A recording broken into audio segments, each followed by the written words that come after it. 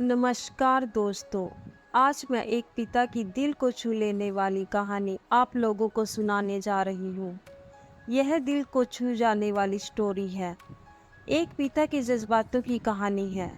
इस कहानी से आप लोगों को बहुत कुछ सीखने को मिलेगा। दोस्तों, आपने माँ के बारे में तो बहुत सुना होगा, बहुत जगह पढ़ा भी होगा।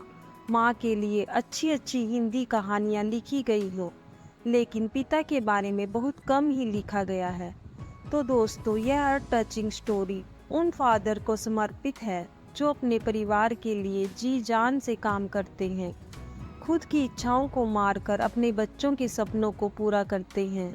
यह स्टोरी शुरू होती है जब दीपक घर से गुस्से में बड़बड़ाते हुए निकला और बस स्टैंड की तरफ आगे बढ़ने लगा। दीपक मन ही मन बड़बड़ा रहा था, पता नहीं कितने पैसे छुपा के रखे हैं, लेकिन मेरे लिए एक बाइक नहीं ले सकते। अब मैं यहाँ से चला जाऊँगा और तब तक वापस नहीं आऊँगा जब तक मैं खुद के पैसों से बाइक नहीं खरीद लेता। इतना सोच ही रहा था, तभी मेरे पैर में मुझे कुछ चुभने का एहसास हुआ। नीचे देखा तो समझ में आया कि जल्दबाजी में पापा के जूते पहन आया हूँ। उन जूतों में कील उभरी हुई थी जो मेरे पैर में बार बार घाव किए जा रही थी। लेकिन उस समय गुस्सा अधिक था तो मैं बड़बड़ाते हुए आगे बढ़ गया। एकाएक मुझे याद आया कि मैं पापा का पर्स भी साथ ले आया हूँ। मेरे शरारती दिमाग में एक ख्याल आया, क्यों ना आज पापा का पर्स चेक किया जाए, जिसे आज तक उन्होंने किसी को हाथ तक नहीं लगाने दिया था। पता नहीं कौन सा खजाना छुपा है इस पर्स में जो किसी को हाथ नहीं लगाने देते।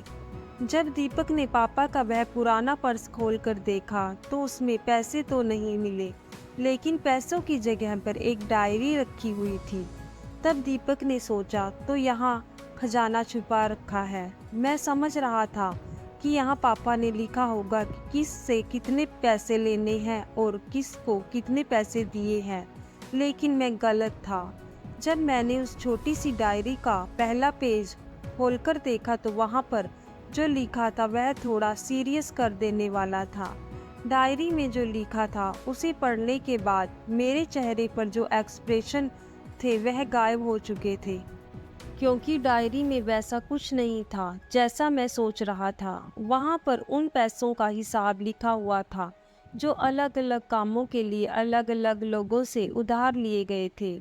उस लिस्ट में कंप्यूटर के नाम पर भी पैसे लिए गए थे। कुछ यूँ लिखा था, 50,000 बेटे के कंप्यूटर के लिए। यह वही कंप्यूटर था जिसे मैं आज तक यूज़ कर रहा था, लेकिन मुझे यह पता नहीं था उस कंप्यूटर को खरीदने के लिए पैसे कहाँ से आए थे। लेकिन आज पता चल रहा था। मुझे आज भी याद है जब मैंने पहली बार कैमरे के लिए ज़िद की थी, जब मेरे पापा ने मुझे एक हफ्ते बाद मेरे बर्थडे पर ला कर दिया था, जिसे देखकर मैं बहुत खुश हुआ था। और मुझे खुश देखकर मुझसे कहीं ज़्यादा अगर कोई खुश था तो वह थे पापा। अब मेरे चेहरे से मुस्कान एकदम गायब हो चुकी थी। जब मैंने आगे का पन्ना पलटा तो वहाँ पर कुछ इच्छाएं लिखी थी। पहली जो विश थी उसमें जो लिखा हुआ था, अच्छे जूते पहनना। यह बात मेरे कुछ समझ में नहीं आई। तभी मेरा पाँव अचानक सड़क पर भरे हुए पानी पर जा पड़ा और तभी मेरे पाँव में कुछ गीलापन होने का एहसास हुआ। जब मैंने जूता उतार कर देखा तो उसका तला टूटा हुआ था। यह देखकर मुझे डायरी में लिखी बात याद आ गई।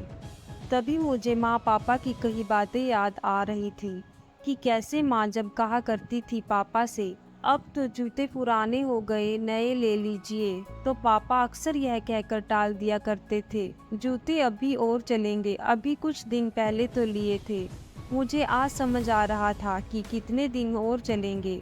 साथ ही साथ यह भी समझ आ रहा था कि पापा पर्स को क्यों छुपा कर रखते थे। तभी उस डायरी को पढ़ते हुए बस स्टैंड पर पड़ी बेंच पर आकर बैठ गया। अब उस डायरी का आखिरी पन्ना बचा हुआ था। उस पन्ने को जब मैंने पलट कर देखा तो वहाँ कल की डेट लिखी हुई थी। तारीख के नीचे लिखा हुआ था 50,000 रुपये बाइक के लिए। बस इतना पढ़ा और दिमाग सन रह गया। अब मेरे मन में कोई शिकवा गिला नहीं बचा था, बस मेरी आंखों से आंसू चले जा रहे थे। अब मैं जल्दी से घर की तरफ भागा, लेकिन जूतों की वह कील पाँव में अब तक घाव बनाए जा रही थी। मैंने जूतों को रास्ते में ही निकाल कर फेंक दिया और भागते लड़खड़ाते हुए घर जा पहुंचा। लेकिन पापा घर पर नहीं थे। मैं समझ गया वह कहाँ थे। मैं सीधा पास वाली बाइक एजेंसी की तरफ भागा। पता नहीं आज कहाँ से इतनी ताकत आ गई थी कि मैं भागते हुए थक नहीं रहा था, और वह भी बिना जूतों के नंगे पैर। जैसे तैसे मैं बाइक एजेंसी पर पहुंचा। पापा वहीं थे। मैंने पापा को दौड़कर गले से लगा लिया और मेरी आंखों से आंसू रुकने का नाम ही नहीं ले रहे थे। पापा समझ नहीं पा रहे थे आखिर हो क्या रहा है, मैं क्यों रो रहा हूँ। मैंने पापा से कहा, पापा मुझे मोटरसाइकिल नहीं चाहिए, आप अपने लिए जूते ले लीजिए। अब आज से मैं जो भी करूँगा अपनी मेहनत से अपने बलबूते पर पढ़ कर करूँगा। दोस्तों, बस इतनी सी थी ये कहानी। यह कहानी सुनाते हुए आज मेरी भी आंखें नम हुई हैं। मैं आज आपसे कहना चाहूँगी, ठीक ऐसे ही होते हैं हमारे पिता। हम अक्सर देखते हैं कि हम अपनी माँ से हर बात शेयर करते हैं और माँ भी इसके बदले में हमें बहुत प्यार देती है। लेकिन एक शख्स ऐसा भी होता है जो हमें छुपकर प्यार करता है। वह होते हैं हमारे पिता। यह परिवार में एकमात्र ऐसा व्यक्ति होता है जो अपने बच्चों से उन्हें बिना जताए छिपाकर प्यार करता है, खुद की इच्छाओं को मारकर बच्चों के लिए सपने देखता है और उनकी खुशी में ही खुश हो जाता है। मुझे नहीं पता कि आप अपने पेरेंट्स की इज्जत करते हो या नहीं, लेकिन अगर आपके पास पेरेंट्स हैं तो आप बहुत खुश नसीब हो, क्योंकि इस दुनिया में बहुत से लोगों को तो पेरेंट्स का प्यार भी नसीब नहीं होता। अंत में यही कहना चाहूँगी कि माँ बाप की भावनाओं का सम्मान करें।